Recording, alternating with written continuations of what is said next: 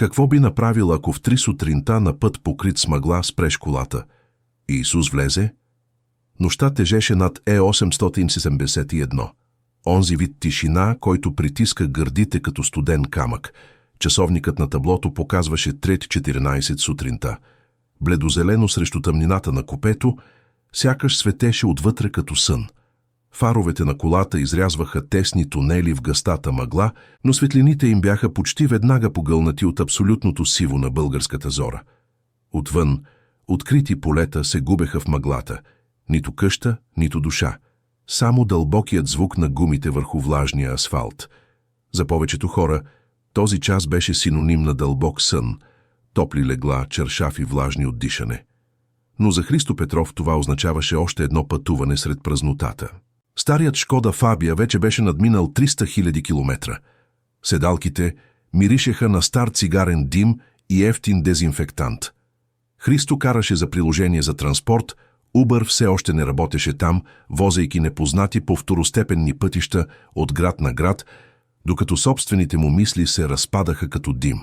Винаги беше така. Уморени жени, излизащи от барове в Стара Загора, работници, отиващи към фабрики в Сливен, младежи мълчаливи с твърде много слушалки.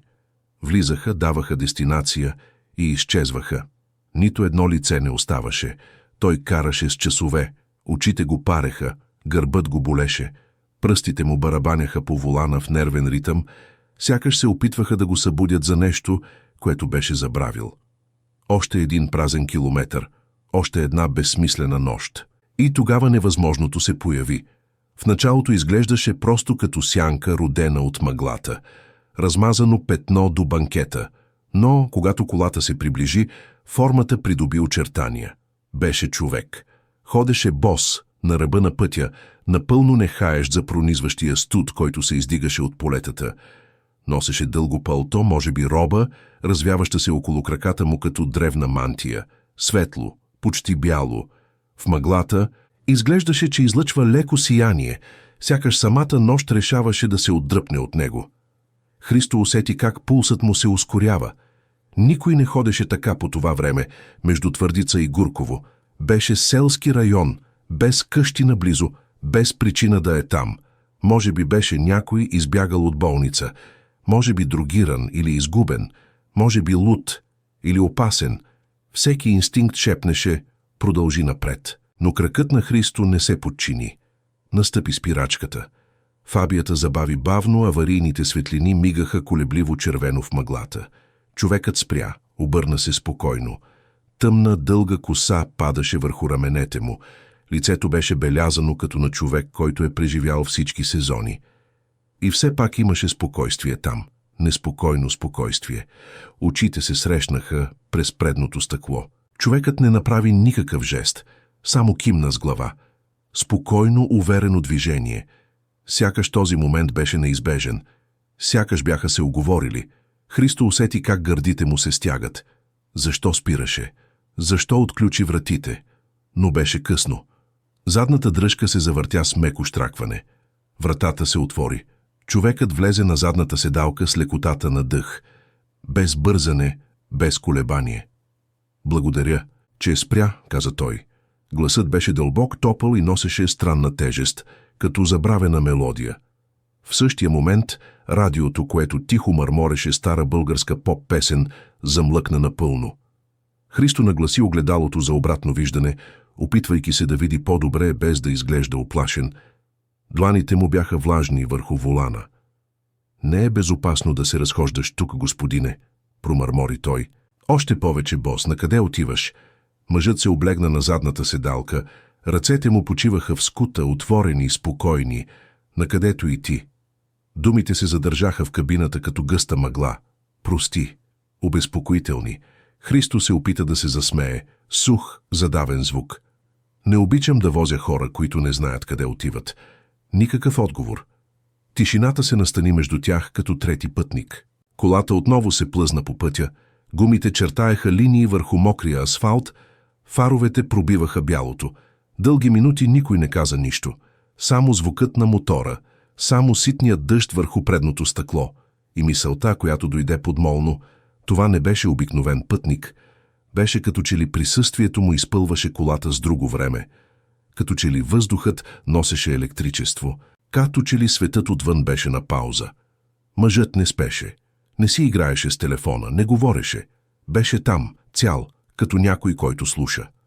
Христо усети странен дискомфорт, като че ли го наблюдаваха отвътре, като че ли с всеки изминат метър го водеха не към географска дестинация, а към някое място, което избягваше от дълго време.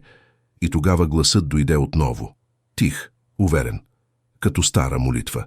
Уморен си, Христо, не от шофиране, а от това да носиш това, което не можеш да промениш. Воланът се изплъзна между пръстите му за секунда. Той го дръпна обратно, преглътна на сухо. Как този мъж знаеше името му? Как знаеше за тази умора? Този товар? Погледна през огледалото за обратно виждане. Очите на мъжа бяха фиксирани върху прозореца. Спокойни, твърди. И в тази мъглива тишина Христо Петров усети нещо, което не беше усещал от години. Една истина, която се движеше вътре в него. Крехка, неоспорима. Пътуването беше далеч от завършено, но Христо вече знаеше, тази среща ще промени всичко. Е-871 се виеше между хълмове, покрити с мъгла, разтваряйки се в участъци, където асфалтът изглеждаше, че изчезва напълно. От шофьорската седалка Христо Петров държеше очите си фиксирани на пътя, но умът му вече беше на друго място. Мъжът зад него, странникът с боси крака и спокоен глас, оставаше в мълчание. Но това беше от онези мълчания, които казват повече от думи. Мълчание, което слуша, което изважда на повърхността. Христо прочисти гърлото си, опитвайки се да отстрани тежестта в гърдите. Господине, от някой манастир ли сте? Рисковано попита, без да откъсва очи от пътя. Защото тези дрехи не изглеждат като на някой, който е излязал от село тук. Никакъв отговор, само звукът на мотора и лекото шумолене на дърветата в далечината. Христо захапа долната си устна. Не беше свикнал с такива пътници. Повечето говореха прекалено много или пък спяха. Този просто беше. Пътят се стесни, минавайки през забравено селце, наречено Тъжа. Малкото къщи бяха тъмни, прозорците затворени срещу студа. Мъглата изглеждаше по-гъста там, като че ли самото време отказваше да мине. Тогава Христо усети внезапна топлина в дланите си, като че ли воланът абсорбираше нещо от него, като че ли връщаше нещо също. Има много неща, които не могат да се променят, каза тихо, без да знае дали говори с мъжа или със себе си. Пауза. После това шепот. Но ти все още носиш всичко това, сякаш е твоя вина. Фразата падна в колата като нож, потопен в горещо масло. Без обвинение, без осъждане, само истина. Христо усети как раменете му се отпускат. Образите дойдоха неизбежни. Синята порта на работилницата в Казанлък, мирисът на изгоряло масло и пресен хляб, когато Елена носеше закуска в найлоновата турбичка от супермаркета, звукът от смеха й, отекващ в двора. И после тишина. Той беше построил това място със собствените си ръце. От времето в армията мечтаеше за свое пространство, където да работи на спокойствие, да поправя коли и да остарява бавно. И за известно време беше точно това. Съседите го наричаха майстор Христо. Старците носеха стари лади, доверявайки му се повече от всеки нов механик в Пловдив. Елена се грижеше за сметките, продаваше кафе на предния плот. Синът им, Стефан, помагаше да сменят гуми, когато не играеше футбол на улицата. Всичко изглеждаше на мястото си. Докато икономиката не се обърна. Клиентите изчезнаха. Дълговете растяха като плевели. Христо работеше все повече, опитвайки се да спаси каквото е останало. Пристигаше късно, тръгваше рано. А Елена, преди търпелива, започна да мълчи. Той никога не забеляза кога смехът й угасна завинаги. Никога не забеляза уморения тон в думите, изгубените погледи. Беше твърде заед да поправя мотори, докато бракът ръждясваше отвътре. Онази мартенска сутрин всичко се промени. Беше събота, промърмори, повече на себе си, отколкото на другия. Тя правеше баница. Стефан рисуваше в тетрадката. Обещах, че ще се върна за обяд. Гласът му се прекъсна, но клиент се обади. Камионът се беше счупил на пътя за шипка. Отидох. Забавих се. Когато се върнах. Той стисна волана. Кокалчетата на пръстите му побеляха. Линейка. Съседи на тротуара. Синът ми плачеше на прага. Тишина. Човекът отзад продължаваше да стои неподвижно. Просто слушаше. Инсулт. Мълниеносен. Нямаше шанс. Христо преглътна тежко. Не казах с Богом. Не казах, че я обичам онази сутрин. Нито я прегърнах. Просто изтичах, както винаги. Сякаш всичко щеше да трае вечно. Колата сега се движеше бавно. Сякаш дори моторът уважаваше спомена. Мъглата се беше превърнала в нещо като вуал. Не за скриване, а за разкриване. След това, продължи той, опитах да запазя работилницата. За нея, за него. Но всичко се срина. Стефан ме обвиняваше. И аз също. Очите на Христо пареха. Все още не плачеше, но беше близо. Един ден той събра нещата си и замина за София. Каза, че не може повече да живее в този музей. И беше прав. Цялата къща все още миришеше на нея. За първи път човекът каза повече от едно изречение.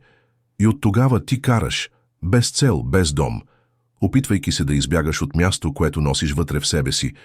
Болката се надигна като вълна, но не беше разрушителна, беше странна. Сякаш някаква пукнатина вътре в Христо се отваряше, не за да се счупи, а за да диша. Той спря колата на банкета, близо до изоставена ЖП гара, където релсите бяха покрити с мъх. Изключи мотора. Тишината стана абсолютна. Нито вятър, нито гарвани, нито фарове. Никога не съм разказвал това на никого, каза накрая. Нито на него, нито на себе си. Човекът се наведе леко напред. Защото си мислеше, че не заслужаваш да бъдеш чут. Христо се обърна бавно. Очите на мъжа бяха там, ясни, живи, дълбоки като зимно езеро. Ами ако наистина не заслужавам? Заслужаваш повече от вина. Заслужаваш ново начало. Христо се засмя, но смехът му излезе крив, наранен. Нова начало, на 60 години, без дом, без семейство, без вяра. Мъжът само го погледна. Не възрастта пречи. Това е, което отказваш да пуснеш. Думите удариха дълбоко. Христо обърна лицето си, погледна към ръждясалите релси под мъглата. Там, седнал с ръце в скута, усети нещо неочаквано желание да опита. Не заради героизъм, не заради религиозност, а защото. Неопитването го убиваше малко по малко. Той пое дълбоко дъх, завъртя ключа в запалването. «Накъде сега?» попита с потих тон. Отговорът дойде като шепот. Да отидем там, където истината започва да боли по-малко. Колата се върна на пътя, бавно. И за първи път тази нощ Христо осъзна, той не бягаше. Отиваше към нещо или някого, което го чакаше от дълго време. Пътят изглеждаше като спрян във времето. Христо караше без музика, без GPS, без никакъв друг звук, освен мотора и тихото дишане на мъжа зад него. Е871 се разширяваше в равни участъци, където уличните лампи, разредени и крехки, само потвърждаваха тъмнината. Беше като че ли светът се беше отдръпнал и останаха само те двамата, плъзгащи се през една празна, нощна, неподвижна България. Той вече беше загубил представа къде се намират. Минаха покрай ръждясала табела, указваща отклонението за Павел баня, но той не я прочете. Само видя как мъглата се разтваря пред фаровете като срамежлива завеса. «Студено ли е тук вътре?» попита Христо, повече по навик, отколкото от загриженост. «Чувстваш студ там, където си скрил това, което никога не си казал», отговори мъжът. Фразата остана във въздуха като запалена свещ в тъмна стая. Христо не отговори, нито се усмихна, само преглътна и задържа очите си на пътя. Това, което не каза, това, което никой не искаше да чуе, това, което самият той избягваше да си спомня. Истината беше, че Христо вече не живееше. Той просто функционираше. Като колите, които минаваха през неговата работилница през 2 десетилетия. Тези уморени мотори, които той поправяше с клещи, изолирбанд и обещания. Самият той беше мотор на бавен ход, поддържан от никотин, хладно кафе и заглушени спомени. Но сега някой слушаше. И това променяше всичко. Часовникът показваше 4:12. Бяха навлезли в по-малък, почти селски път с участъци от напукан асфалт. Христо смътно разпозна този път. Беше алтернативен маршрут за Трявна, минаващ през стари села, които бяха изчезнали от картите. Той въздъхна, опирайки ръка на прозореца. «Не съм добър с думите», каза почти шепнешком. «Никога не съм бил». Елена беше тази, която говореше, която пишеше картички за рождените дни, която утешаваше Стефан, когато падаше от колелото. Аз само поправях неща. Мъглата сякаш слушаше. Но има неща, които не се поправят, нали? Никакъв отговор. Само тишина, която сякаш се съгласяваше. Христо продължи. След като тя си отиде, мислех, че тишината е справедливост, че заслужавам да нося тежестта сам. Не бях съпругът, който обещах да бъда. Бях отсъстващ, глупав. Работех толкова много, мислейки, че любовта е усилие, а не присъствие. Той погледна в огледалото за обратно виждане, но мъжът беше с затворени очи. Въпреки това, Христо продължи, сякаш беше пред някой, който не го съди.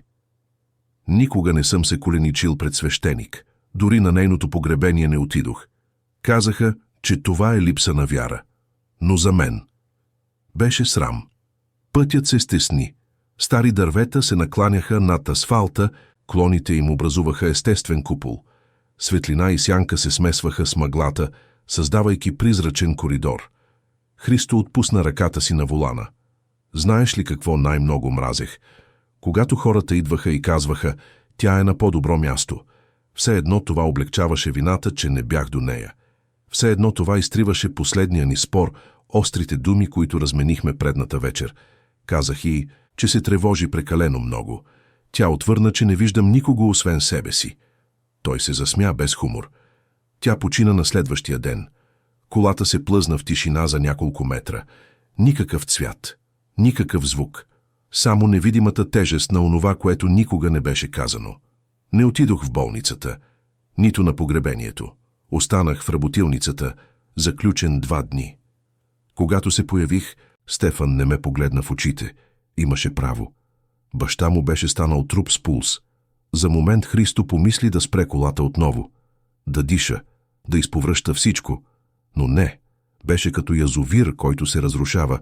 Сега нищо не можеше да бъде задържано. Веднъж се помолих, каза с треперещ глас. Сам в банята казах, ако Господ иска да я вземе, нека я вземе, но не взимай сина ми. Но той взе и двамата. Един в небето, друг в тишината. За първи път през тази нощ мъжът заговори стих и твърд глас. Не беше Бог, който те остави сам. Ти беше този, който повярва, че го заслужаваш. Христо почти натисна спирачката. Фразата го удари като падащо огледало. Той пое дълбоко дъх, сякаш нещо вътре в него се опитваше да избяга. Тогава защо той не направи нищо? Прошепна. Защо я остави да умре толкова рано? Защо не ме спря да изляза онази сутрин? Защо? Защо не ме спря да бъда страхливец? Мъжът не отговори, но имаше нещо в неговата тишина, което не беше избягване, беше слушане. Тип слушане, което може да съществува само в някой, който не трябва да се защитава. Исках да й кажа, че все още виждах как танцува сама в кухнята, че косата й, дори разрушена, беше моя дом. Че никога не съм знаел как да обичам правилно, но все пак обичах. Сега очите на Христо бяха пълни. Исках да кажа на Стефан, че той беше по-добър от мен, че винаги съм знаел, че стоях далеч, защото се страхувах, че ще види слабия човек, в който се превърнах. Колата продължаваше бавно, нямаше бързане, нямаше дестинация. Но останах мълчалив, от гордост, от страх. И когато отворих уста, вече беше твърде късно. Сълза се стече по страната на лицето му. Той не се опита да я скрие. Не в този момент, не с този мъж там. Тогава пътникът каза, все още не е късно. Христо се обърна, бавно, срещна онези очи отново, спокойни, без осъждане, без съжаление. Но те вече не са тук, каза той със слаб глас. Мъжът отговори, те са във всичко, което все още може да бъде възстановено. Включително и ти. Колата се потопи в участък от пълна тъмнина, където фаровете не достигаха повече от една педя напред. И все пак Христо караше, защото вътре в него, за първи път от години, имаше искра. Все още не надежда, но място за нея. И когато най-накрая пътят се отвори към празно поле, където небето започваше да се прояснява на хоризонта, той прошепна: „Искам да говоря с сина си." Мъжът просто кимна, сякаш вече знаеше, сякаш винаги е знаел. И Христо Петров продължи да кара, не като някой, който бяга, а като някой, който се връща бавно на мястото, където тишината вече не трябва да бъде затвор. Пътят беше тесен и криволичещ, прорязващ зората между хълмове, които мъглата скриваше, сякаш не искаше никой да си спомня какво има там. Христо не знаеше точно защо се подчинява, но когато мъжът зад него каза с онази неотложна глас: „Завий наляво тук", той просто го направи. Воланът се завъртя бавно, гумите скърцаха върху мокрия асфалт и колата остави главния път зад себе си. Тишината между тях не беше неудобна, но и не беше лесна. Беше от онези тишини, които чакат, които озряват преди да кажат това, което трябва да бъде казано. Скоро бяха на второстепенен път, с дупки по краищата и дървета, които се затваряха около тях като пръсти на ръка. Гъстата мъгла поглъщаше знаци, стълбове и всякакви следи на модерност. Беше път, забравен от времето, и Христо го разпозна с тръпка. Той знаеше къде отиват и разбра в същия миг, че това не е случайност. „Защо тук?" попита, без да откъсва очи от завоя напред. Мъжът отговори без емоция, но с увереност, която не се учи. „Защото има места, които трябва да бъдат посетени отново, дори когато болят." Христо преглътна тежко. Не беше стъпвал на този път почти 7 години от погребението. Слънцето още не беше изгряло, но небето започваше да просветлява отсветено в срамежливо синьо. Фабията се спусна по стръмна кълдарамена уличка до периферията на Трявна, стар град, където времето все още се измерваше с камбаните на църквата и сенките на планините. Каменните къщи с дървени покриви и димящи комини изглеждаха като заспали. Затворените прозорци, като очи, които предпочитаха да не виждат завръщането на някой, който е заминал. Христо спря колата пред малка ръждясала порта, боядисана в друго време в маслинено зелено. Разпозна градината, сега обрасла с бурени, и ниската ограда, която сам беше поправил, когато Стефан беше на 5 и скачаше през нея, за да играе на улицата. Това беше последната къща, където живяха тримата заедно, преди тишината, преди разрива. „Не трябваше да идвам", прошепна. „Тогава защо си тук?" отвърна мъжът, сякаш въпросът беше роден в Христо. Той изключи колата. Светлините на таблото угаснаха. Светът стана сив и тих. Мъжът излезе пръв без бързане. Стъпи на тротуара с боси крака, сякаш студената земя не му причиняваше болка. Вървеше до портата и спря там, без да я докосва. Христо го последва. Ръцете му леко трепереха. Студът на зората хапеше костите, но имаше нещо по-студено вътре в него. Споменът. С бавни стъпки прекосиха двора.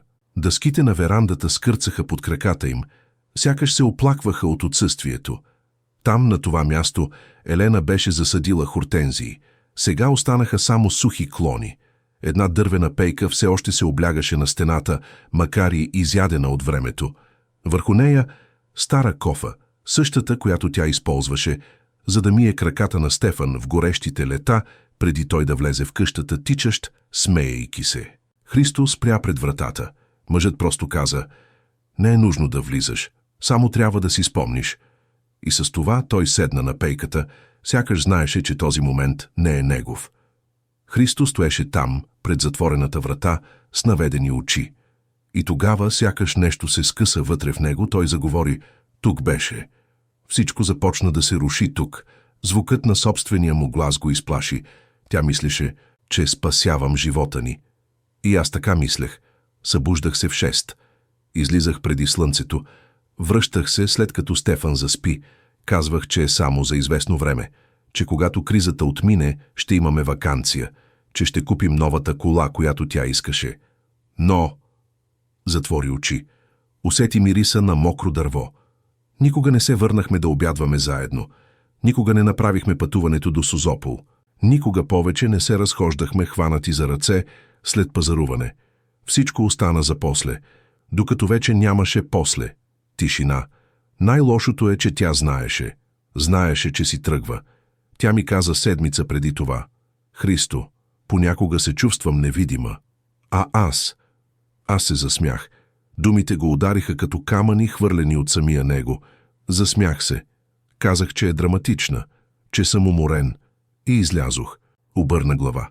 Сълзи се стичаха горещи по студената утрин. И когато се върнах, тя беше на пода в кухнята. И аз можех само да мисля за последната фраза, която казах. Той падна на колене на верандата. Ръцете му се опряха на земята. Сякаш трябваше да се закрепи. Провалих се с нея. Провалих се като мъж, като съпруг, като баща. И после замълчах. Защото това беше, което заслужавах. Тишина. От пейката мъжът заговори с мекота, която не беше от този свят. Не е наказание, което търсиш. Това е прошка. Христо затвори очи. Тялото му трепереше. Но не от студ. Беше сякаш най-накрая всичко, което беше заключено, беше на път да излезе. Не знам как да поискам. Не знам дали все още е възможно. Току-що започна. Христо се изправи, залитайки. Погледна към портата, към градината, към пейката, където тя обичаше да пие кафе, когато слънцето огряваше сутрин. И с почти детски жест допря челото си до вратата на къщата. Там, в тишина, остави сълзите да потекат. Нямаше думи, нямаше молитви, само болка и семето на нещо ново. Съжалявам, Елена, каза накрая. Съжалявам толкова много. И тишината за първи път не отговори с обвинение, а с нежно приемане. Сякаш някой невидим, може би, беше чул. Когато се върна в колата, мъжът вече го чакаше на задната седалка. Готов ли си да продължим? Попита той. Христо кимна. Запали двигателя. И докато слънцето започваше да изгрява зад планините, за първи път от дълго време Христо усети нещо като облегчение. Може би все още не беше изкупление, но беше път. Слънцето още не се беше показало напълно, но небето вече се отсветяваше в сиво-розови тонове. И контурите на Стара планина започваха да изплуват отвъд дърветата. Колата се движеше бавно по каменните улици на Трявна, която все още спеше под тишината на първите часове на деня. Христо караше в мълчание, лицето му беше белязано, ръцете му бяха твърди, но не и напрегнати, както преди. До него умората вече не беше на този, който бяга, а на този, който за първи път приема собствената си тежест. Мъжът зад него държеше очите си затворени. Сякаш слушаше нещо по-дълбоко от шума на двигателя. Сякаш всяка улица, по която минаваха, казваше нещо невидимо. «Къде отиваме сега?» попита Христо, като този, който вече знае отговора, но трябва да го чуе на глас. Отговорът дойде като меко ехо. Спри, когато душата го усети. Христо не възрази. Просто продължи. Зави надясно по тясна уличка, мина покрай стара заспала пекарна и тогава видя старата каменна православна църква на върха на хълма. Свети Архангел Михаил. Църквата, където Елена палеше свещи в неделните утрини, дори когато той казваше, че това е само стар навик. Там също се проведе погребението. И това беше последният път, когато Христо мина през тези врати. Той паркира бавно с неравномерно биещо сърце. Камбаната на колата беше неподвижна, предната градина покрита с сухи листа. Никаква душа наоколо, никакъв звук, освен тихото шумолене на вятъра между кипарисите. За миг си помисли да даде заден ход, да обърне колата, да изчезне отново. Но човекът вече беше излязъл. Вървеше бавно към входа на църквата, все още бос, сякаш студът на камъка не го докосваше. Христо изключи колата и го последва. Дървените врати бяха отключени, скърцаха при отваряне. Вътрешността на църквата беше в полумрак. Познатият мирис на разтопен восък, стар тамян и остаряла дървесина го удари като неочакван удар в гърдите.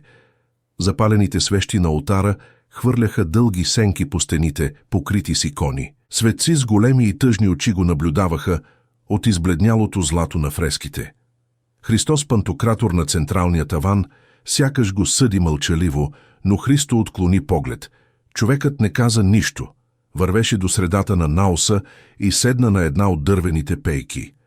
Христо остана на вратата, неспособен да влезе, неподвижни крака, стиснати ръце. Сърцето крещеше, навън денят се раждаше. Тук вътре все още беше нощ. Той не знаеше колко време стоя там, пред светото. Може да са били минути, може да е било цял живот. Тогава, с почти механичен жест, той тръгна. Една крачка, още една. Седна 3 пейки зад човека. Сам. С наведена глава, тялото му изкривено като човек, който носи векове на гърба си. И тогава, сякаш нещо в него беше изтласкано на повърхността, думите дойдоха. Аз не знам как да се моля. Гласът му прозвуча като шепот в празния наос. Никакъв отговор, никакъв звук, само случайното пукане на горяща свещ. Не знам. Как да говоря с Бог, който ми се струваше ням? Затвори очи силно. Но съм тук, не защото вярвам, а защото не мога повече да нося това, което остана от мен сам. Тишината отговори като присъствие. Елена, прошепна. Ако можеш да чуеш, съжалявам за всичко, за бързането, за отсъствието, за страха да те обичам правилно. Гласът му се прекъсна. Заслужаваше думи, ръце, време, а аз ти дадох отсъствие. Христо се облегна на пейката, очите му фиксирани в тъмния таван. И Стефан, сгреших и с теб. Дадох ти същото мълчание, което ме удави. Защото не знаех как да покажа болка, без да се превърна в руина. Сълзите дойдоха както преди, топли, тихи, но сега не бяха само оплакване, бяха освобождение. Не искам повече да бъда гроб, който шофира през нощта. Не искам да бъда човекът, който само знае как да губи. На олтара свещите леко трепнаха. Звукът на вятъра отвън се усили. Сякаш светът дишаше обратно. Тогава гласът на човека изпълни наоса с спокойствие и авторитет. Ти каза всичко, което трябваше да бъде казано. Христо не отговори. Просто кимна. Човекът се изправи. Приближи се до пейката. Седна до него, без никакъв допир, нито дума, само присъствие. Дълги минути останаха така. 2 мъже, един стар, разбит, другият, вечен в мълчание, седяха един до друг на място, където всичко беше свършило. И всичко започваше отново. И в този момент Христо разбра нещо без никой да му каже. Лечението не започва, когато болката свърши. Лечението започва, когато болката намери глас. Навън слънцето най-накрая разкъсваше небето. Слънцето се издигаше бавно зад покривите на Трявна, изливайки топла светлина върху все още влажните от сутринта кълдърами. Христо вървеше обратно към колата като човек, който се връща от погребение, не на човек, а на част от себе си. Църквата оставаше зад него, тиха, непокътната, сякаш сега пазеше повече от икони. Пазеше тайна, предаване, начало. Човекът в бяло следваше няколко крачки назад, без да бърза, без да коментира. Неговите боси крака докосваха студените камъни без колебание, сякаш целият свят беше готов да го приеме, където и да е. Христо влезе в колата бавно, усещайки седалката като старо убежище. За момент само дишаше. Нямаше бързане, нямаше непосредствена цел. Завъртя ключа. Моторът изкашля веднъж преди да замърка, както винаги. Беше уморена машина, но жива, като него. Тогава, когато отвори жабката в търсене на кърпичка, забеляза. Имаше плик там, пожълтял, без печат, с неговото име написано на ръка. Христо с почерк, който замрази гърдите му. Той застина. Не беше възможно. Не можеше да бъде. Пръстите му трепереха, докато изваждаше плика. Почеркът беше твърде познат. Извит, твърд, леко наклонен наляво. Елена. Христо погледна към задната седалка, задържайки дъха си. Човекът наблюдаваше улицата през прозореца, без да каже дума. Христо отново насочи поглед към плика. Разкъса печата с треперещи ръце. Вътре един единствен лист, сгънат внимателно. И отгоре същият почерк «Моя любов». Светът изчезна наоколо. Улиците, звуците, дишането на колата. Остана само хартията и нейният глас. «Моя любов». Ако четеш това, значи по някакъв начин времето ни е събрало отново. И не знам как се случи това, но вярвам, че някои неща са запазени за точните моменти. Христо, знам, че не беше с мен в края. И знам колко много те разкъса това. Но моля те, разбери, никога не съм те обвинявала. Нито за секунда. Винаги си обичал по своя начин. И дори когато не казваше, дори когато се криеше зад работата, аз знаех. Ти ми даде всичко, което имаше. Дори когато мислеше, че не е достатъчно. Просто исках да знаеш. Бях щастлива с теб. Не пази мълчанието като наказание. Не се наказвай с спомени. Прости си. Там, където съм, има мир. И този мир желая и за теб. С цялата си любов, Елена. Христо притисна хартията към гърдите си с двете ръце, сякаш искаше да предотврати сърцето си да се разкъса окончателно. Сълзите се стичаха без церемония, дебели, топли, стари. Плака като човек, който не е плакал от години. Като човек, който най-накрая намира разрешение да спре да кърви. Тишината в колата беше различна сега. Не беше вече празна. Беше изпълнена. Изпълнена с нещо, което не можеше да се обясни, но беше реално. Като присъствие, като обещание. Той отново погледна към човека на задната седалка.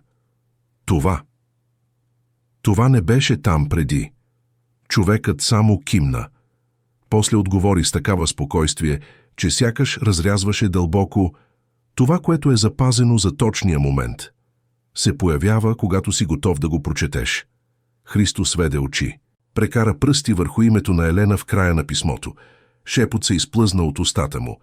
Тя знаеше всичко за моето мълчание, за моята болка. Погледна през прозореца, виждайки как градът започва да се събужда. Хора, които вървят с торби с пресен хляб. Мирисът на кафе, който се изплъзва през полуотворени врати. Дете, което се смее на велосипед. И там, в тази сутрешна баналност, Христо усети нещо свещено. Не в необикновеното, а в простото. В това, което винаги е било там, но което той вече не виждаше. Аз, започна да казва, но гласът му се прекъсна. Кажи, насърчи го човекът меко. Христо пое дълбоко дъх. Мисля, че искам да живея отново, този път. Наистина. Човекът се усмихна почти незабележимо. Тогава вече си започнал. Двигателят все още работеше. Градът пред него. А в джоба на якето на Христо, сега грижливо сгънати 2 листа, писмото на Елена и бележката на човека в бяло, оставена на пейката в църквата преди няколко седмици. Светлината, която даваш, се връща, когато най-малко очакваш. Не съм далеч. Христо нагласи огледалото за обратно виждане. За първи път от години не се оплаши от лицето, което видя. Все още беше белязан, остарял мъж, да. Но нещо в очите му се беше променило. Като човек, който отново вижда. Като човек, който оставя душата си да се върне у дома. Включи колата, излезе от тесната улица и продължи напред, без бързане, без бягство, без бързане, с посока. Асфалтът трепереше под гумите, но колата се плъзгаше, сякаш самото време я тласкаше. Христо не знаеше точно кой ден от седмицата е. Беше загубил броя между бяганията, ранните утрини и мълчанията. Но там сега, докато слънцето се издигаше над житните полета между Трявна и София, едно нещо беше сигурно. Той не можеше повече да чака. Писмото на Елена почиваше сгънато във вътрешния джоб на якето му, като нов вид сърдечен ритъм. А думите на човека в бяло, сега отново тих на задната седалка, все още ехтяха: светлината, която даде, се връща, когато най-малко очакваш. Но имаше една светлина, която Христо никога не беше предложил. Или по-скоро, която сам беше изгасил – Стефан. Те не си бяха говорили от 3 години. Последната среща беше суха, на прага на апартамента в София, където живееше синът му. Христо беше донесъл кутия с старите инструменти от работилницата си, може би глупав жест, опитвайки се да предложи наследство, където липсваше обич. «Мислиш ли, че искам твоите отвертки?» каза Стефан горчиво. «Те са твои. Един ден ще разбереш», промърмори Христо и излезе, преди вратата да бъде затръшната в лицето му. След това мълчание. Коледа без съобщения. Рожден ден без обаждания. Само вакуум. Платен, глух, груб. Христо ускори по магистралата. Сърцето му биеше силно. Искаше да репетира какво ще каже. но всичко звучеше фалшиво. Ами ако не иска да ме види, попита изведнъж, без да поглежда назад. Човекът отговори спокойно: тогава поне ще знаеш, че си опитал. Фразата го удари като лъч светлина. Толкова просто, толкова неизбежно. Когато стигна до покрайнините на София, небето вече беше ясно. Хълмовете отстъпваха място на нови сгради, оживени улици и дигитални табели с имена на квартали. Христо никога не беше се научил добре да се ориентира в столицата. Винаги се губеше сред бетона и бързането на хората. Паркира колата на празна бензиностанция, пое дълбоко дъх. Извади телефона от таблото. Номерът на Стефан все още беше там, закрепен като рана, която никога не заздравява. Той се поколеба. Пръстът му се носеше над бутона за обаждане. Страхът стискаше стомаха му като юмрук. Ами ако беше твърде късно? Ами ако болката, която причини, беше по-голяма от всеки жест на помирение? Затвори очи. Спомни си гласа на Елена. Прости си. Преглътна трудно и натисна. Звукът на звъненето сякаш удряше ушите му 1, 2, 3 пъти. Докато гласът се появи, по-дълбок, по-сдържан, но несъмнено негов. Ало? Времето спря. Христо преглътна трудно. Стефан. Това е баща ти. Мълчание. От другата страна задържано дишане. Татко? Ти ли си? Думата татко прозвуча като забравен шепот. Аз съм, отговори той с треперещ глас. Знам, че не е лесно да чуеш гласа ми, но трябваше да опитам. Още едно мълчание. Тогава Стефан въздъхна. Знаеш ли колко време чаках за това? Христо усети как сълзите се надигат. Исках да се обадя по-рано, но не знаех какво да кажа. Не знаех дали заслужавам да бъда чут. Стефан не отговори веднага. Къде си? Попита накрая. Близо до София. Имаш ли време за кафе? Христо се усмихна и не се опита да спре сълзата, която падна. Имам. Имам времето, което ми дадеш. Срещнаха се в дискретно кафене в квартал Младост, не много далеч от метрото. Стефан дойде с кафявото яке, което Елена му беше дала през една стара зима. Сега беше мъж. По-къса коса, рядка брада, дълбоки сенки под очите. Но очите, онези светли детски очи, все още бяха там. Те седнаха, 2 чаши между тях. Нито дума за няколко минути, докато Стефан не заговори. Защо сега? Христо сведе очи. Защото всичко, което ме спираше преди. Падна. Гордостта, вината, страхът и мълчанието. Погледна сина си с поглед, който вече нямаше защити. Сгреших с теб, Стефан. Сгреших, че не те чух. Че избягах, когато най-много ме нуждаеше. Че те оставих да носиш скръбта сам. Гласът му се прекъсна. Но ако ми позволиш, искам да опитам, дори и да не знам как. Просто искам да бъда близо. За времето, което остава. Стефан стисна чашата. Лицето му твърдо, очите му влажни. Не знаеш колко пъти съм молил да почукаш на вратата ми, колко пъти съм мечтал за това. Защо не ми се обади? Попита Христо почти без глас. Стефан сви рамене, разбит. Защото исках ти да искаш, не от вина, а от любов. Мълчанието между двамата беше минно поле, но също така беше плодородно. Искам, каза Христо, защото все още те обичам. Дори и да не знам как да го покажа, винаги съм те обичал. Стефан пое дълбоко дъх, тогава като жест, твърде крехък, за да бъде наречен прошка, протегна ръка над масата. Христо я хвана с двете си ръце, като човек, който държи хвърлено въже при корабокрушение. И двамата останаха така, баща и син, заедно, след толкова време разделени. Часове по-късно, излизайки от кафенето, Христо вървеше като човек, който се е научил отново да ходи. Небето над София беше ясно. Човекът в бяло го чакаше от другата страна на улицата, облегнат дискретно на стълб, сякаш не привличаше внимание, и все пак беше единственият, който не принадлежеше на този свят. Христо прекоси улицата и спря пред него. Той ме чу. Мъжът се усмихна леко. Защото говориш истината, а истината винаги намира път. Христо пое дълбоко дъх. Не съм същият човек, който те срещна на пътя. Не, каза мъжът, и все пак си същият, само че сега. Цял, Те вървяха рамо до колата. А сега, попита Христо, мъжът погледна към небето, сега ти караш. Накъде? Отговорът дойде меко, както винаги. Там, където има някой, който трябва да бъде напомнен, че все още е видян. И в този момент Христо разбра. Неговият път не беше свършил. Той едва започваше. Лек дъжд започна отново, когато Христо остави Стефан на метрото в младост. Синът му махна за последно, преди да изчезне по стълбите, носейки със себе си нещо, което не беше съществувало там от години – бъдеще. Христо остана неподвижен, наблюдавайки как капките се събират на стъклото, докато не осъзна, че цялото му тяло трепери, не от тъга, а от облегчение толкова дълбоко, че сякаш пренареждаше костите му. Пое дълбоко дъх. На задната седалка мъжът в бяло седеше както винаги, спокоен, невидим за тези, които не знаят как да гледат, присъстващ по начин, който е невъзможно да се игнорира. Христо седна на шофьорската седалка. Запали двигателя. Но не потегли. Знаеш ли, започна с нисък глас. Мислех, че този разговор никога няма да се случи. Че никога няма да имам кураж или шанс. Мъжът просто отговори. Куражът е това, което се ражда, когато страхът срещне цел. Христо се усмихна. Усмивка уморена, но жива. Огледа се наоколо. Градът се движеше като голям организъм. Автобуси минаваха, клаксони, студенти тичаха с раници на гърба, продавачи на кафе твърде рано. Всичко беше същото, както винаги.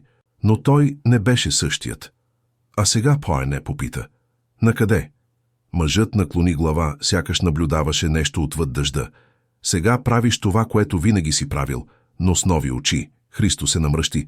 Шофирам? Да. Но преди караше, за да избягаш. Сега караш, за да намериш. Христо не разбра веднага, но знаеше, че ще разбере, когато дойде моментът.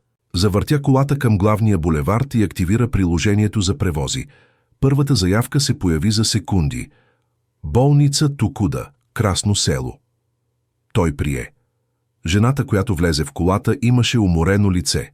Косата й беше вързана набързо, торба с покупки в скута и сенки под очите, които сякаш бяха изваяни от живота. Носеше ефтино палто, мокро по краищата. Седна на задната седалка, без да погледне Христо. Добро утро, той се опита. Тя отговори, без енергия. Христо не настоя. Беше научил през много години на шофиране, че някои хора не искат разговор, искат пространство. Караше в мълчание, оставяйки дъжда да люлее пътуването. Но нещо в него се промени. Сега той обръщаше внимание. Не на дестинацията, а на човека. На задържания дъх, на начина, по който тя държеше торбата, твърде силно, сякаш държеше страх. Когато стигнаха до светофара близо до Лозенец, нещо се изплъзна от жената, без тя да осъзнае. Не знам какво ще правя. Тонът беше почти нечуем, почти мисъл, казана твърде високо. Христо погледна през огледалото за обратно виждане. Тя избърсваше сълза с гърба на ръката си, опитвайки се да прикрие. Преди той би останал мълчалив. Но не и сега. Загубихте ли някого? Попита внимателно. Тя ококори очи изненадана. Как знаеш? Защото понякога тялото говори преди устата, отговори той. И защото вече съм бил там. Тя пое дълбоко дъх и сякаш язовир се отвори, разказа. Майка ми е в болница. Лекарите казаха, че... Гласът й се прекъсна. Че може би няма да преживее тази седмица. И аз нямам никого. Нито братя, нито баща. Христо не знаеше дали съществуват правилни думи, но знаеше, че правилното присъствие съществува. Не трябва да минаваш през това сама, каза нежно. Тя се опита да се усмихне, но не успя. Лесно е да се каже. Христо леко докосна сгънатото писмо в джоба си. Усети неговата текстура, неговата истина. Наскоро открих, промърмори, че понякога е достатъчно някой да каже «тук съм», за да може болката да се побере в гърдите, без да задушава. Жената го погледна през огледалото. Имаше блясък на благодарност там. Малък, но жив. Когато стигнаха до дестинацията, тя се поколеба. Колко е? Христо изключи таксиметъра. Вече е платено. Но аз нямам. Не е нужно да имаш, отговори той. Просто иди при нея. Тя започна да плаче. Благодари с крехко ръкостискане. И когато излезе, изглеждаше малко по-лека. Христо издиша бавно. Колата остана тиха за миг. Тогава осъзна. Човекът в бяло вече не беше там. Обърна се бързо. Празна седалка. Никакъв знак. Така ли е вече? Промърмори Христо с малка усмивка. Идваш и си отиваш, когато искаш. Огледалото леко се разклати от звука на бриз. Един почти незабележим детайл, но достатъчен, за да разбере. Не беше сам. Никога повече нямаше да бъде. Следващите часове разкриха новото призвание на Христо, без да му се налага да го търси. Млад студент влезе в колата набързо, уморен от живота, и получи от Христо само една фраза, която промени неговото мълчание. Провалът на изпит не означава, че си се провалил в живота. Разведена жена, носеща кутии за новия си апартамент, чу от Христо: всеки нов старт е рана, която се превръща във врата. Възрастен човек, с треперещи ръце и изгубени очи, разбра, че не е невидим, когато Христо просто попита: искаш ли да намаля скоростта? Мога да карам бавно, ако предпочиташ да поговорим. И така беше. Пътуване след пътуване, история след история.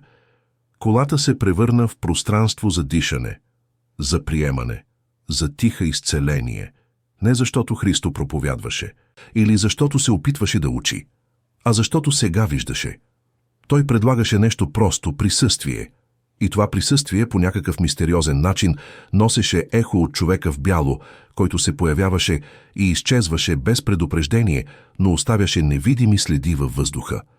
Христо осъзна в един ден, че вече не кара за пари. Караше, защото всяка живот, който влизаше в колата, връщаше фрагмент от неговия собствен. Беше като че ли пътят беше голям храм, а Фабия, стар, уморен, оцелял, се превръщаше в неговото малко светилище на колела.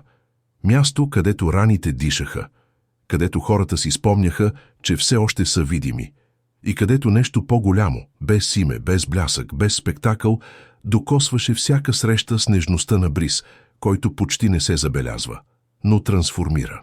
В края на този ден, след десетки пътувания, Христо паркира на висока точка в града. Залезът оцветяваше София в златно. Той пое дълбок отдъх. Благодаря, каза на небето, или може би на празната задна седалка, че ми позволи да видя. И за първи път след смъртта на Елена той се почувства истински жив. Жив цял и полезен, не за да поправя двигатели, а за да слуша души. И там, докато лек вятър минаваше през отворения прозорец, Христо разбра. Пътят не беше бягство. Беше призив. И той най-накрая отговаряше. Небето над София бавно потъмняваше, когато Христо реши да затвори приложението. Беше късно. По-късно, отколкото тялото можеше да издържи, но по-малко късно, отколкото сърцето искаше. Спря колата в Княжево на тясна улица, която се изкачваше към подножието на Витоша. Оттам светлините на града блестяха като нерешителен мозайка, нито напълно жив, нито точно заспал. Той изключи двигателя и остана там в тишината, която се настани като стар приятел. Взе тетрадката, която държеше в жабката, нов навик, да записва спомени от пътници, които го докосваха, фрази, имена, парченца човечност. Писа няколко минути, прости неща, фрагменти. Жена от болницата, очи на човек, който носи света. Студент, страхът от бъдещето е само сянката на това, което може да бъде. Старец с треперещи ръце, той просто искаше някой да го нарече по име. Затвори тетрадката бавно, пое дълбоко дъх. Това е живот, промърмори. И тогава без предупреждение усети същата различна тишина, плътна, електрическа, онази, която предхождаше неговото присъствие. Христо обърна глава бавно. Задната седалка отново беше заета. Човекът в бяло го наблюдаваше със спокойствие. Като че ли беше там от часове, като че ли никога не беше напускал. Върна се, каза Христо с усмивка, която не се опита да скрие. Човекът отговори: никога не бях далеч. Тези думи го пронизаха като дълбока топлина. И за първи път Христо осъзна нещо, което преди не смееше да признае. Липсваше му това присъствие. Има ли нещо, което все още трябва да направя, попита Христо. Човекът не отговори веднага. Погледна през прозореца към светлините на града, сякаш слушаше гласове, които Христо не можеше да чуе. Понякога, каза накрая, пътят ни връща в началото, за да може началото да престане да бъде рана и да стане мост. Христо се намръщи. Не разбирам. Човекът само се усмихна. После леко се наведе напред. Карай! Христо се подчини. Запали колата. Спусна се по криволичещата улица. Фаровете осветяваха тъмни дървета, каменни стълби, стари стени, покрити с мъх. Накъде? Попита. Ще разбереш, когато стигнем. Пътят ги отведе далеч от осветените булеварди, преминавайки през квартали, които Христо не посещаваше от младостта си. Стигнаха до стария център. Тихи къщи, затворени кафенета, празни пейки. Нощта обгръщаше всичко в дълбока синя тъкан.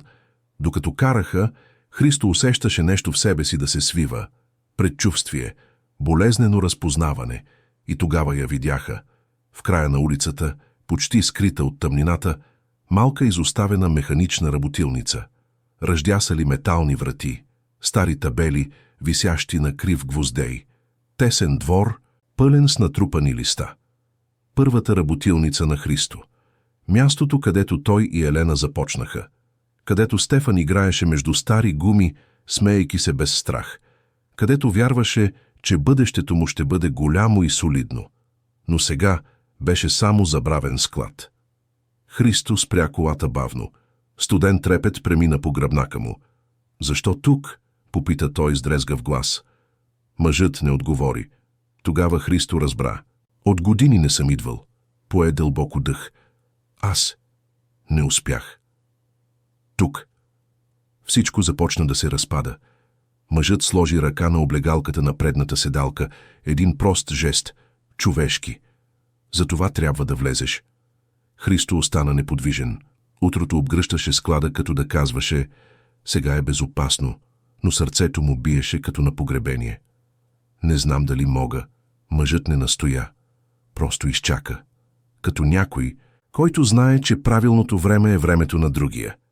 След дълги минути Христо отвори вратата. Студеният въздух го обгърна. Той вървеше бавно. Всяка стъпка изглеждаше по-тежка от предишната. Бравата беше счупена. От години. Той бутна вратата. Тя се отвори със старчески стон, сякаш се събуждаше. Миризмата удари Христо веднага. Прах, стара грес, спомени, които никога не умират. Вътре всичко беше така, както го беше оставил. Една чук лежеше във ъгъла. Избледнял календар от 2016 година, все още закачен на стената. Дървената пейка, на която Елена обичаше да седи с чаша кафе. Маслена петна на пода, която Стефан казваше, че прилича на дракон. Христо направи крачка вътре, после още една, и тогава изповедта дойде. Не като силни думи, а като шепот. Аз се провалих. Провалих се с нея. Провалих се с него. Провалих се със себе си. Гласът му трепереше, гърдите му горяха.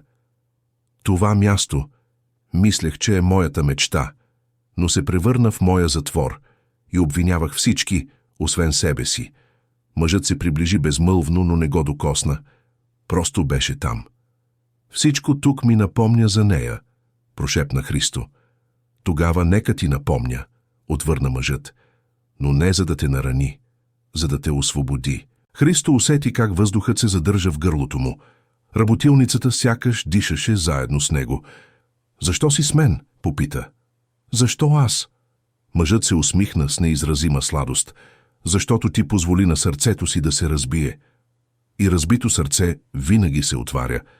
Христо затвори очи и заплака с цялото си тяло. Като някой, който връща на земята тежест, която е носил десетилетия. Когато отвори очи, складът изглеждаше по-малко мрачен. Не защото светлината се беше променила, а защото той се беше променил. Да вървим, каза мъжът. Това място вече ти даде каквото ти трябваше. Христо кимна. Когато излезе, погледна за последен път към работилницата. И за първи път не почувства вина, нито срам, само благодарност, че е било и че може да продължи. Върна се в колата, затвори вратата. Пое дъх. Благодаря, каза на мъжа. Но когато погледна в огледалото за обратно виждане, седалката беше празна. Само тишината го съпровождаше, но това беше топла тишина, пълна тишина. Христо се усмихна, малка усмивка, почти детска. Не е далеч. Знам. Запали двигателя. Утрото вече почти беше станало. И той караше. Караше леко. Караше цял. Небето над София се събуждаше в бледо синьо, почти срамежливо, когато Христо най-накрая изключи колата. Беше карал из целия град, от периферията до тесните улички на историческия център, от модерните квартали до старите съветски блокове, без конкретна цел. Просто движен от нещо вътрешно, сякаш краката му бяха свързани с земята с невидима нишка. Паркира близо до ЖП гарата в Подояне. Едно място, което винаги му носеше меланхолия. Хора, които си тръгват, хора, които се връщат. Животи, които пресичат релсите като линии, които се срещат само за миг преди да изчезнат. Той седеше там, дишайки студения сутрешен въздух с ръце върху волана. В тишината чу сърцето си да бие по начин, който не разпознаваше, твърдо, но меко. Вече не стегнато от вина, вече не изкривено от спомени. Писмото на Елена беше в джоба му, бележката на мъжа, пазена в портфейла. И вътре в него яснота, която не знаеше как да назове. Значи това е промърмори, сякаш говореше с приятелска сянка. Животът ми не е свършил, просто чакаше да се върна към него. В далечината стар влак изсвири, разрязвайки тишината. Носталгичен звук, тежък, но пълен с движение. Беше сякаш целият свят казваше: върви, продължавай. Христо отвори вратата на колата и излезе. Сутринта беше студена, но не неприятна. Вятърът носеше мирис на хляб, печащ се в някоя близка пекарна. И беше там, седнал върху капака на червената фабия, когато осъзна, ръцете му вече не трепереха, гърдите му вече не боляха. Той беше лек, неизлекуван от всичко. Никой не се излекува от всичко, но достатъчно жив, за да продължи. Минаха няколко минути, преди да забележи нещо на задната седалка. Беше малък сгънат лист, бял, напълно чист, никакъв почерк, никакъв подпис, само присъствие. Христо го отвори бавно. В центъра на листа, с прости букви, имаше само 3 думи. Все още съм тук. Сърцето му се сви, но по добър, топъл начин, сякаш някой държеше гърдите му отвътре. Той се огледа наоколо. Погледна тротуарите, пейките, оживената улица. Нищо, никой в бяло, никакъв извънреден знак. Но тишината. Ах, тишината! Тишината беше пълна с него, пълна с онзи човек, който се появи на мъгливия път, който премина през спомени, който чу болки, които никой друг не можеше да чуе, който върна на Христо Сина миналото самия него, не като крещящо чудо, не като свръхестествено събитие, а като най-редкия вид присъствие, което трансформира без да налага, което лекува без да докосва, което остава дори когато вече не е там.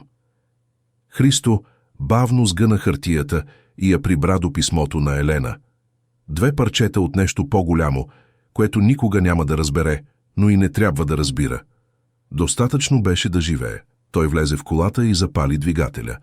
Познатият звук този път звучеше по-меко, по-малко механично, почти уютно. Отвори приложението. Ново повикване се появи веднага за Алия Център, Люлин 8. Той се усмихна, закопча колана и преди да приеме курса, прошепна към празната задна седалка, но не наистина празна, където има някой, който трябва да бъде видян. Аз ще отида. Тишина. И вътре в него онази преди невъзможна увереност. Той не е далеч. Прие курса и потегли. Не бягайки, не търсейки, а живейки всяка среща като семе, което пада там, където трябва да падне. И докато фабията напредваше през събудения град, Христо усети, че пътят, неговият стар спътник, вече не е място на изгнание. Беше олтар, беше завръщане, беше дом. И в този прост момент осъзна, човекът в бяло никога не си е тръгвал, никога не е трябвало да си тръгва, защото сега живееше в пространството между всяко вдишване, между всеки жест, между всеки живот, който ще докосне от тук нататък. Колата зави на ъгъла, сутринта се отвори като обещание и Христо Петров продължи напред, цял, жив, Буден. Обикновен човек, който намери Исус в една българска утрин и откри, че чудесата се случват не за да удивят, а за да събудят сърцето. И неговото, най-накрая, беше будно.